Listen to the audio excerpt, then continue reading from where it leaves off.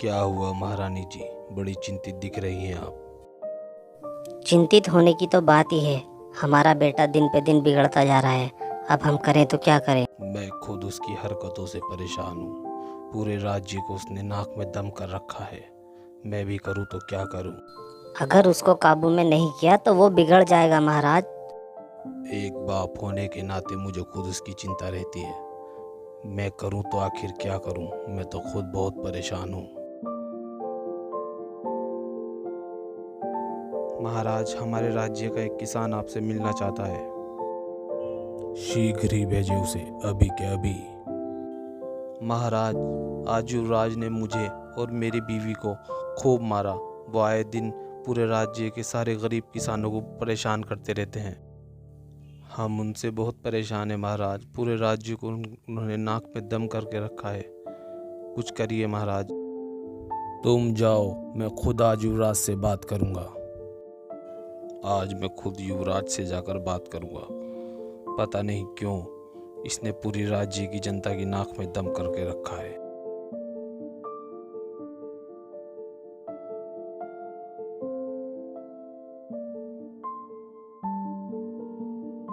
तुम इस राज्य के होने वाले राजा हो और तुम ही ऐसा करोगे तो ऐसे कैसे चलेगा। क्यों पूरी जनता के नाक में दम करके तुमने रखा है। कोई नहीं चाहेगा कि हमारा होने वाले राजा ऐसा हो। हरकतें सुधार लो, वरना तुम्हारे लिए आगे के लिए ठीक नहीं होगा, समझे। जनता हमारी गुलाम होती है पिताजी। हम कभी भी किसी भी समय इनके साथ कुछ भी कर सकते हैं। इसमें बुरा मानने वाली बात क्या है पिताजी। तुम्हारा ये अहंकार एक दिन तुमको ले डूबेगा। मेरी बात ये ध्यान रखना। अपना कोई भी राजा को ये शोभा नहीं देता कि अपनी प्रजा को इस तरह परेशान करे।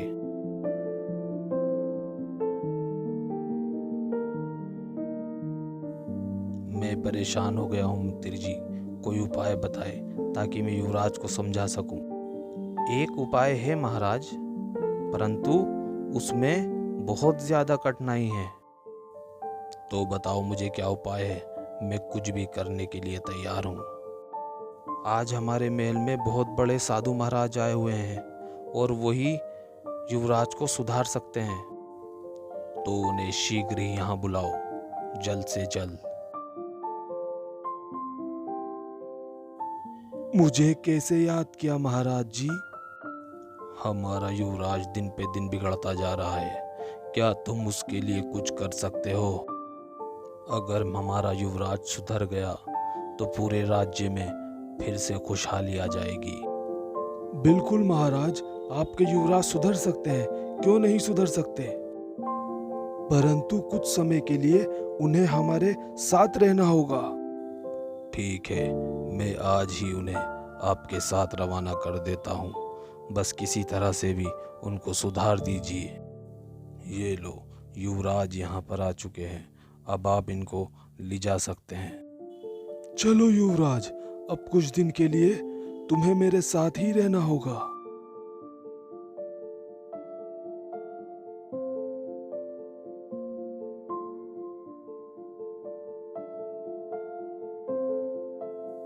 गुरुदेव, मुझे बहुत भूख लग रही है। मैंने कुछ खाया भी नहीं। क्या मुझे कुछ खाने को मिलेगा।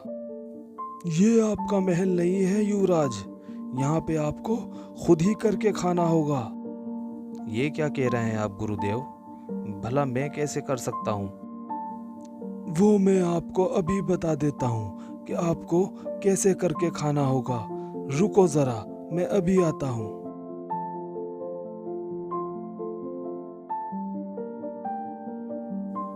इसे पकड़ो। ये क्या है गुरुदेव, आपने मेरे हाथ में ये कटोरा क्यों पकड़वा दिया। जाओ, बाहर से थोड़ी भिक्षा मांग के लाओ। जब तक तुम भिक्षा नहीं मांगोगे तुम्हें खाने को नहीं मिलेगा। मैं एक युवराज हूँ, भला मैं कैसे भिक्षा मांग सकता हूँ। ये मुझसे नहीं होगा। अभी के अभी मुझे अपने घर भेज दो। मैं ये नहीं कर पाऊंगा। घर तो तुम नहीं जा पाओगे, और जब तक भिक्षा नहीं मांगोगे तो तुम्हें खाने को कुछ नहीं मिलेगा। जाओ, भिक्षा मांग के लाओ, वरना तुम्हें खाने को कुछ नहीं मिलेगा। ठीक है गुरुदेव, मैं भी जाता हूँ और भिक्षा मांग के लाता हूँ, परंतु मैं देखता हूँ कि मुझे भिक्षा देगा कौन।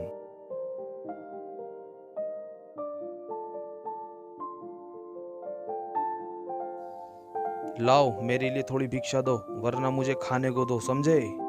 अबे भीख मांग रहा है या हम पे धौंस दिखा रहा है? चल निकल यहाँ से, कोई भीख वीख नहीं है तुझ जैसे के लिए, चल भाग यहाँ से। गुरुजी, मैंने वहाँ भिक्षा मांगी, परंतु मुझे किसी ने भिक्षा नहीं दी और मुझे बुरा भला कहकर वहाँ से भगा दिया। मुझे तो कोई भिक्षा देने के लिए तैयार भी नहीं है। तुम भिक्षा मांगने जा रहे हो या किसी के जूता मारने जा रहे हो? तुम्हारी जबान में तो मिठास भी नहीं है, तो तुम्हें भिक्षा कोई कैसे देगा? ये दुनिया प्रेम से चलती है। यदि किसी से प्रेम से बात नहीं करोगे तो तुम्हें कोई भिक्षा नहीं देगा। एक बार किसी से प्रेम से बात करके देखो, फिर मुझे बताना। चाचा जी, मुझे बहुत भूख लगी है और मुझे सुबह से किसी ने भिक्षा भी नहीं दी। क्या आप मुझे भिक्षा दोगे? अरे बेटे, तुम्हारे अंदर इतना प्रेम भरा है, तुम्हें मैं भिक्षा नहीं दूंगा, बल्कि अपने घर ले जाकर खाना खिलाऊंगा। गुरुजी, आज मैंने किसी से प्यार से भिक्षा मांगी तो उन्होंने मुझे अपने घर ले जाकर भरपेट खाना खिलाया। मैं समझ गया गुरुजी, प्यार और प्रेम ही सब कुछ है। अगर तुम किसी से प्यार से बात नहीं करोगे तो तुम्हें कोई पसंद नहीं करेगा। यही सत्य है, समझे? मैं सब समझ गया गुरुजी, अब मुझे आज्ञा दीजिए, मुझे अपना राजपाट